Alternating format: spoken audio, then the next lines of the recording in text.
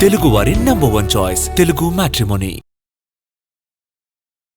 రాజకీయాల్లో గెలుపు ఎంత జోష్ ఇస్తుందో ఓటమి అంతటి నైరస్యాన్ని మిగులుస్తుంది. ఏపీలో ఆ నాయకుడి తీరు గత ఏడాది కాలంగా అలాగే ఉంది. మాస్ లీడర్గా మంచి ఇమేజ్ సంపాదించుకున్న ఆయన కూటమి ప్రభుత్వం వచ్చాక కూల్ అయిపోయారు.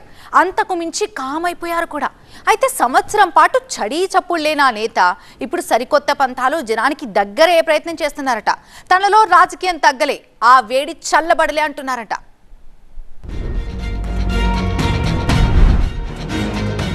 కోలగట్ల కొత్త వ్యూహం. వీరభద్రస్వామికి మరోసారి పట్టు దొరికినా? నిజాయితీ నిరూపించుకునే పనిలో ఉన్నారా? ప్రత్యర్థులపై పక్కా స్కెచ్ తోనే ముందుకెళ్తున్నారా?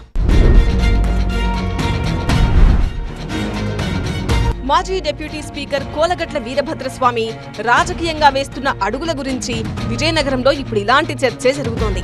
ప్రత్యర్థులకు చెక్ పెడుతూనే తనకు తాను మరోసారి నిలదొక్కునేందుకు ఆయన వేసిన కొత్త వ్యూహం చర్చనీయాంశంగా మారింది. దశాబ్దాలుగా ఆయన రాజకీయం చూసిన వారెవరైనా ఈసారి కూడా గట్టిగానే కొట్టేలా ఉన్నారని గుసగుసలాడేసుకుంటున్నారట. వైశ్య సామాజిక వర్గానికి చెందిన ఆయన 1985లో కాంగ్రెస్ నుంచి సామాన్య కార్యకర్తగా ప్రస్థానం మొదలుపెట్టి అంచెలంచెలుగా ఎదిగారు. 40 సంవత్సరాలకు పైగా రాజకీయ జీవితంలో నియోజకవర్గంలోనే కాదు జిల్లా అంతటా తనకంటూ ఒక ప్రత్యేకమైన ఇమేజ్ సృష్టించుకున్న కోలగట్ల అదే స్థాయిలో ఓటు బ్యాంకును సంపాదించుకున్నారు. 2 సార్లు ఎమ్మెల్యేగా, 2 సార్లు ఎమ్మెల్సీగా, శాసనసభ డిప్యూటీ స్పీకర్ గా పనిచేసిన కోలగట్ల ప్రజలకు నిరంతరం అందుబాటులో ఉండే నాయకుడిగా గుర్తింపు పొందారు. ఆయన ప్రత్యర్థులు సైతం ఆ స్థాయిలోనే ఉండేలా చూసుకున్న కోలగట్ల రాజకీయ అరంగేట్రం నుంచి కూడా విజయనగరం గజపతిరాజులపైనే పోటీ చేస్తూ వచ్చారు. 2004లో అశోక్ గజపతిరాజును ఓడించిన ఆయన 2019లో ఆయన కుమార్తె అదితి గజపతిరాజును ఓడించి తన పేరిట అదో హిస్టరీ క్రియేట్ చేసుకున్నారు.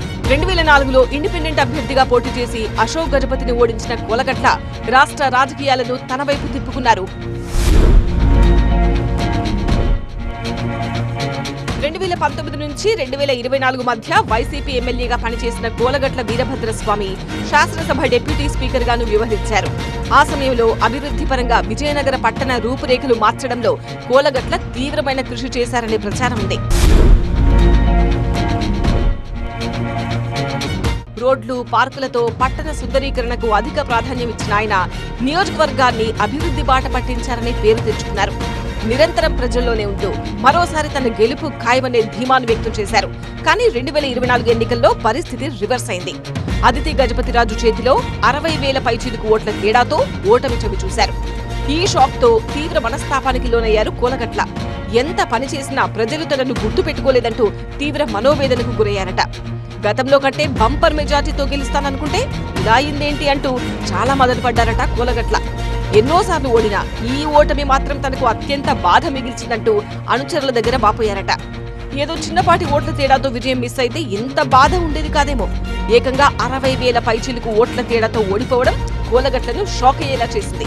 అందుకే నియోజకవర్గంపై అలిగినట్టుగా లోకల్ రాజకీయాలకు కొన్నాళ్లు దూరంగా ఉన్నారు. అయితే దాదాపు ఏడాది కాలంగా మౌనం వహించిన ఈ మాస్ లీడర్ ఇప్పుడు సడన్ గా యాక్టివ్ అవడం పొలిటికల్ గా చర్చనీయాంశమవుతోంది. ఈసారి సరికొత్త పంథాతో జనంలోకి దూసుకువెళ్లేందుకు ప్లాన్ చేశారట ఈ మాజీ ఎమ్మెల్యే. ఎన్నికల సమయంలో తనపై టీడీపీ నేతలు చేసిన అవినీతి ఆరోపణలనే ఇప్పుడు రివర్స్ అస్త్రాలుగా ప్రత్యర్థులపై వదిలేందుకు సన్నద్ధమయ్యారట కోలగట్ల. రియల్ ఎస్టేట్ మాఫియాకు కొమ్ముగాస్తున్నారని, ప్రభుత్వ భూములను, చెరువులను కబ్జా చేస్తున్నారని బహిరంగంగానే కోలగట్లపై అప్పట్లో టీడీపీ నేతలు ఆరోపణలు చేశారు. ఆయన అల్లుడు కౌశిక్ పైన ఈ తరహా సంచలన ఆరోపణలు చేశారు. అభివృద్ధి పనుల్లో పర్సంటేజ్ తీసుకుంటున్నారంటూ ప్రజల్లోకి బలంగా తీసుకువెళ్లారు. అయితే ఆ ఆరోపణలను ఎన్నికల సమయంలోనే కోలగట్ల తిప్పికొట్టినా అప్పటికే జరగాల్సిన నష్టం జరిగిపోయింది. ఆ తర్వాత జరిగిన పరిణామాలతో మరింత మనస్తాపానికి గురయ్యారు కోలగట్ల. అప్పట్లో టీడీపీ నేతలు చేసిన ఆరోపణలని హైలైట్ చేస్తూ దమ్ముంటే వాటిని సాక్ష్యాధారాలతో బయటపెట్టాలని సవాల్ చేస్తున్నారు కోలగట్ల. కూటమి ప్రభుత్వం వచ్చి ఏడాది దాటినా తనపై గతంలో చేసిన ఆరోపణలను నిరూపించలేకపోయారనే ముచ్చటను జనాల్లోకి తీసుకెళ్లే ప్రయత్నం చేస్తున్నారట కోలగట్ల. ఓటమి షాక్ నుంచి తేరుకున్న వీరభద్రస్వామి రాజకీయాల నుంచి రిటైర్ అయ్యే ఈ టైంలో మిస్టర్ క్లీన్ గా బయటకు వెళ్లాలని భావిస్తున్నారట. అందుకే తనపై ఆరోపణలను ఇప్పుడు అధికార పక్షంలో ఉన్నవారు రుజువు చేయాలంటూ ప్రత్యర్థులకు ఛాలెంజ్ చేస్తున్నారట. అలా చేయలేకపోతే అవన్నీ అబద్ధపు ఆరోపణలుగా ఒప్పుకొని బహిరంగ క్షమాపణ చెప్పాలని డిమాండ్ చేస్తున్నారట కోలగట్ల. ఇప్పుడు ఇదే నినాదంతో విజయనగరం ప్రజానీకంలోకి దూసుకువెళ్లే ఆలోచనలో ఉన్నారు ఈ మాజీ డిప్యూటీ స్పీకర్. అవసరమైతే గడప గడపకు వెళ్లి తన నిజాయితీని నిరూపించుకోవాలని నిర్ణయించుకున్నారట. ఈ విషయమై టీడీపీ నేతలను ప్రశ్నించాలంటూ ప్రజలను వేడుకోవాలని ఫిక్స్ అయ్యారట. తన నిజాయితీని నిరూపించుకునేందుకు ఇలా ఓ మాజీ ఎమ్మెల్యే ప్రజల్లోకి వెళ్లడం కాస్త కొత్తే అయినా ఇది ఎలాంటి పరిణామాలకు దారితీస్తుందన్నది మాత్రం జిల్లా రాజకీయాల్లో ఆసక్తికరంగా మారింది. తెలుగువారి నంబర్ 1 చాయిస్ తెలుగు మ్యాట్రిమోనీ.